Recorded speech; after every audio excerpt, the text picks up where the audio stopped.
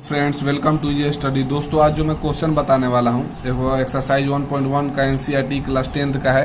Question number तीसरा है, ठीक है। तो अगर बुक होगा तो आप लोग ओपन कर दीजिएगा एनसीईआरटी का, ठीक है। तीसरा जो क्वेश्चन है, किसी परेड में 616 सदस्य वाली सेना जो है आर्मी की टुकड़ी 32 सदस्य वाली एक आर्मी बैंड के पीछे मार्च करना है। दोनों समूहों की संख्या समान संख्या वाले स्तंभों में मार्च करना है। उन स्तंभों की अधिकतम संख्या क्या है जिसमें वो मार्च कर सकते हैं, ठीक है। तो दोस्तों सबसे पहले दो सेना की टुकड़ी, एक 32 है और एक 616 है। तो दो पहले लिख देते हैं, यहाँ पे लिख देते हैं पहली आर्मी की टुकड़ी, ठीक है।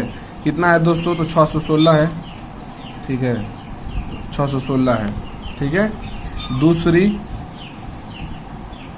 सेना या आर्मी, वही बात है, सेना की टुकड़ी, तो ये कितना है दोस्तों? 32, ठीक है। अब यहाँ पे ध्यान दीजिएगा क्वेश्चन में, यहाँ पे जो नीचे दे रहा है ध्यान रखिएगा, स्तंभों की अधिकतम संख्या बताना है कि जब वो कॉलम बनेगा सीधा सीधा तो उसमें अधिकतम संख्या क्या होगा जिसमें वो मार्च कर सकते हैं। अब यहाँ ध्यान रखिएगा दोस्तों, आपने एलसीएम भी पढ़ा होगा और एचसीएफ, इन दोनों में फर्क क्या होता है? देखिए, एलसीएम का मतलब होता है लोवेस्ट कॉमन मल्टीपल और एचसीएफ का मतलब क्या होता है? Highest common factor. कॉमन मतलब तो समझते हैं जो दोनों में मिलता है, दोनों या तीनों या जितना भी रहे, जो भी मिलता है सब में वो कॉमन होता है। कॉमन मतलब वही होता है। अब यहाँ पे ध्यान दीजिएगा, हाईएस्ट कॉमन फैक्टर मतलब क्या होता है कि जो मिलता है उसमें सबसे हाईएस्ट जो होता है वो एचसीएफ होता है। ध्यान रखिएगा, जो एचसीएफ होता है हाईएस्ट कॉमन फैक्टर होता है, मतलब जो सबसे अधिक, जो सबसे बड़ा होता है, जो दोनों में मिलता है या तीनों या जितना भी रहे, तो जो सबसे ज्यादा बड़ा होता है जो मिलता है वो एचसीएफ होता है। और एलसीएम क्या होता है? जो उसमें छोटा मिलता है, मतलब जो मिलता हो और उसमें जो सबसे छोटा हो वो एलसीएम होता है, और जो सबसे बड़ा हो वो क्या होता है? एचसीएफ। इसका फुल फॉर्म से आपको पता चल जाएगा। एचसीएफ मतलब क्या होता है? Highest common factor, highest. और इसका क्या होता है? लोवेस्ट कॉमन फैक्टर या लीस्ट होता है, लीस्ट या लोवेस्ट, तो मतलब जो छोटा होता है। तो मतलब यहाँ अधिकतम निकालना है ना दोस्तों। यहाँ क्वेश्चन क्या बोले कि अधिकतम संख्या क्या है, तो अधिकतम मतलब कि आपको एचसीएफ निकालना है। तो डायरेक्ट यहाँ पे हम लिख सकते हैं, यूलिक्ड विभाजन प्रमेय का जानते हैं एचसीएफ निकालने के लिए होता है। तो यहाँ पे लिख सकते हैं यूलिक्ड, यहाँ पे यूलिक्ड हो गया, विभाजन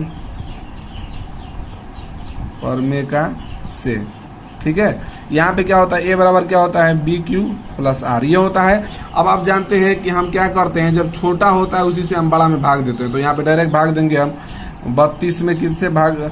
616 में भाग देंगे। 32 से कितना बार में जाएगा? तो 19 बार में जाएगा। ये आप लेके जा सकते हैं, 608 होगा, ठीक है। तो ये बचेगा 8, ये तो कट जाएगा, ठीक है। अब यहाँ स्टेप 1 में इसको लिख देंगे हम, स्टेप 1। तो स्टेप 1 में क्या होगा आपका? जिसमें हम भाग करते हैं सबसे पहले उसको लिखते हैं 616, और जिससे भाग करते हैं जो भागफल होता है वो इक्वल टू के बाद गुणा करके दोनों को लिखते हैं 32 × 19, और जो बचता है लास्ट में यहाँ पे 8 हो जाएगा। फिर आप 8 से इसमें करेंगे ना, तो 8 से इसमें कर दिए 32 में, 8 चौके 32, ये कट जाएगा, ठीक है। अब देखिए स्टेप 2 में इसको लिख दीजिए। स्टेप 2 में जो भाग देते हैं पहले उसको, फिर इन दोनों को साथ में लिखते हैं। तो 8 × 4 आप प्लस या कुछ नहीं मतलब 0। तो देखिए आपका आंसर आ चुका है, जिससे लास्ट में करता है वही एचसीएफ होता है, ठीक है। तो यहाँ पे लिख सकते हैं एचसीएफ 616 और 32, तो इसका एचसीएफ कितना है? 8 है, ठीक है।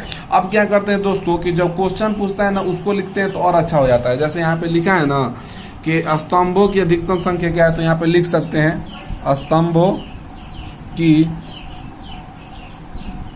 अधिकतम संख्या कितना है दोस्तों? तो 8 जो आया वहीं, बस आप यहाँ तक भी लिख सकते हैं, चाहिए भी लिख सकते हैं, ठीक है। अब यहाँ पे जो आप जानते हैं जो लास्ट में जिससे करता है ना वहीं आपका एचसीएफ होता है, ठीक है। तो दोस्तों इस तरह आसानी से बन चुका है और आप बना सकते हैं, ठीक है।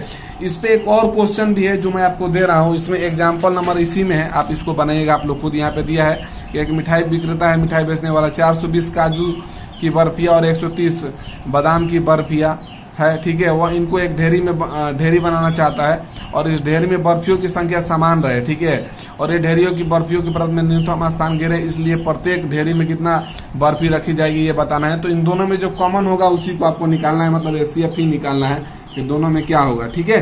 तो दोस्तों आप इसको बनाइएगा इसी जो प्रोसेस जो मैंने बताया है, ठीक है।